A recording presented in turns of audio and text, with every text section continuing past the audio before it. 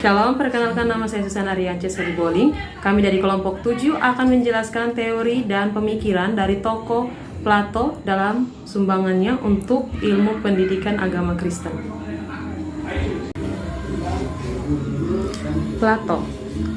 Plato lahir sekitar tahun 427 Masehi dan meninggal sekitar tahun 347 Masehi.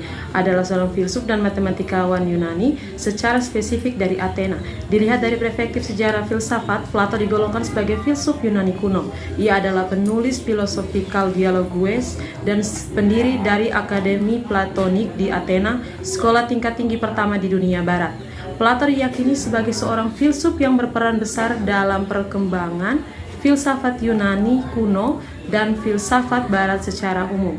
Sumbangsi yang besar juga diberikan oleh guru Plato, yakni Socrates, dan murid Plato, yakni Aristoteles. Selain sebagai filsuf, Plato juga dikenal sebagai salah satu peletak dasar agama-agama barat dan spiritualitas. Baik, perkenalkan, nama saya Christian Risi. Di sini saya akan menjelaskan pemikiran Plato banyak dipengaruhi oleh gurunya yang bernama Socrates. Sistem atau gaya mengajar Socrates kepada murid melalui 3 pikiran, yaitu yang pertama, yakin yang tiada berdasar, yang kedua, bimbang dan ragu-ragu tentang pendapatannya semula, dan ingin hendak mengetahui yang sebenarnya. 3. Yakin yang mendasarkan kepada penyelidik dan cara berpikir yang betul. Tragis, Socrates dijatuhi hukuman mati. Ia minum racun di dalam mangkok dikelilingi murid-muridnya.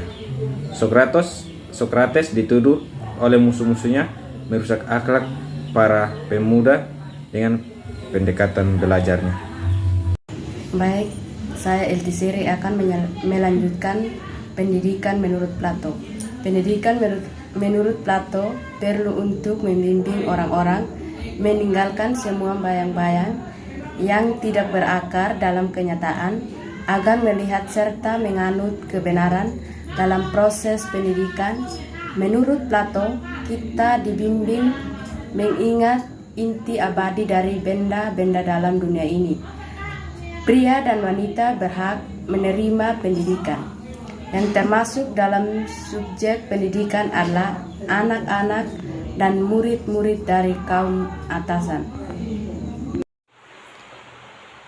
Perkenalkan, nama saya Fernando Mleni. Saya akan menjelaskan tentang Plato.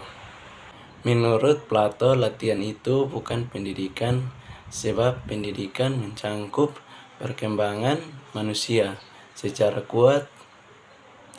Ruangan lingkup perkembangan manusia secara keutuhan terdapat 3 bagian pokok, yaitu 1. Perkembangan emosi dapat dikembangkan melalui musik dan cerita-cerita. 2. Perkembangan tubuh dapat dilatih dengan olahraga. 3. Perkembangan akal dikembangkan melalui semua ilmu yang menantang akal.